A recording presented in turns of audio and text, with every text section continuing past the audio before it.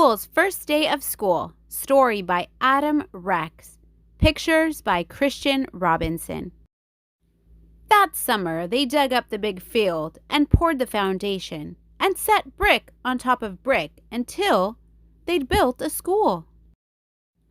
A sign above the door read, Frederick Douglass Elementary. That's a good name for me, thought the school. Most days, a man named Janitor came in to mop the school and buff his floors and wash his windows. This is nice, the school said to Janitor. Just the two of us. Won't be just us for long, said Janitor. Soon the teachers will come, and then you'll be filled with children. The school creaked. Children? All kinds of children. They'll come to play games and to learn. Oh, said the school. Will you be here? You'll see me after the school day is over, said Janitor. Don't worry, you'll like the children. But the school thought that Janitor was probably wrong about that. Then they came, the children did, and there were more of them than the school could possibly have imagined. They got everywhere. They opened and closed all of his doors and lockers, and drank water from his fountains, and played on his jungle gym. So that's what that's for, thought the school.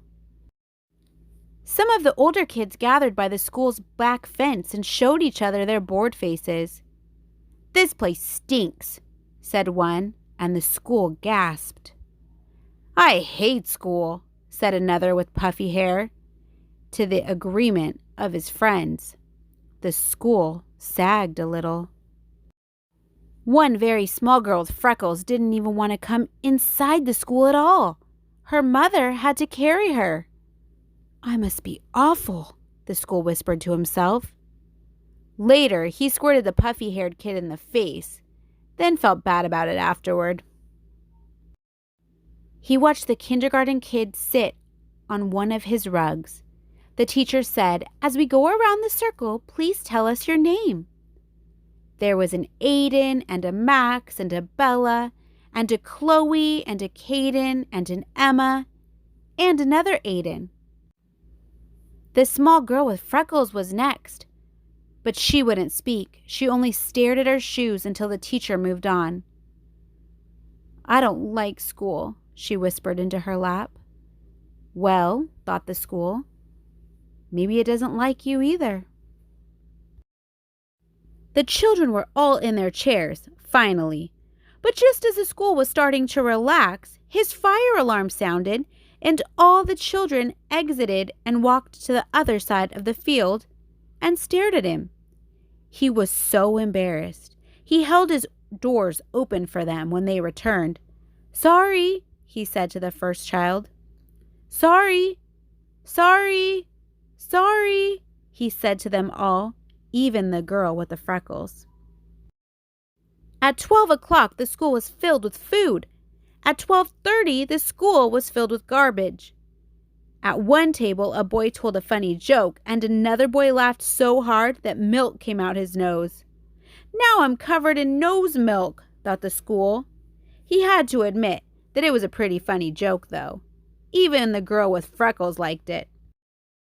After lunch, the kindergarten kids learned about shapes. A rectangle has 4 sides, said the teacher. 1, 2, 3, 4.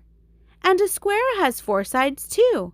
In fact, a square is actually a special kind of rectangle. Wow, said the school. I didn't know that. Afterwards, the children made pictures with glitter and paste.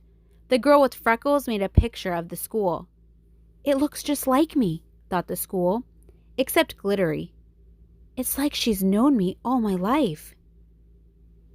Do you think I could have your picture? The teacher asked her. Don't tell anyone, but I think it's the best. The school thought she was probably right about that. The freckled girl smiled when the teacher stuck her drawing onto the school wall with a pushpin. Ouch, said the school, but he didn't mind. Not really. At 3 o'clock, the parents came to pick up the children. At 3:30, janitor came to pick up the school. I was full of kids, the school told him, and I heard a joke and I accidentally had a fire drill, but everybody was nice about it. And I listened to a classroom and learned about shapes. You had a big day, said janitor. Do you think, the school said, do you think you could invite everyone to come back tomorrow? Especially that little freckled girl. Janitor nodded. I'll see what I can do. Later, janitor sat on top of the school, and they watched the sun go down. In the beginning, I didn't know what I was, said the school. I thought I was your house. Nope, said janitor. I suppose some other place gets to be your home, the school added. Janitor nodded. That's true, but you get to be a school, and that's lucky. And the school thought he was probably right about that.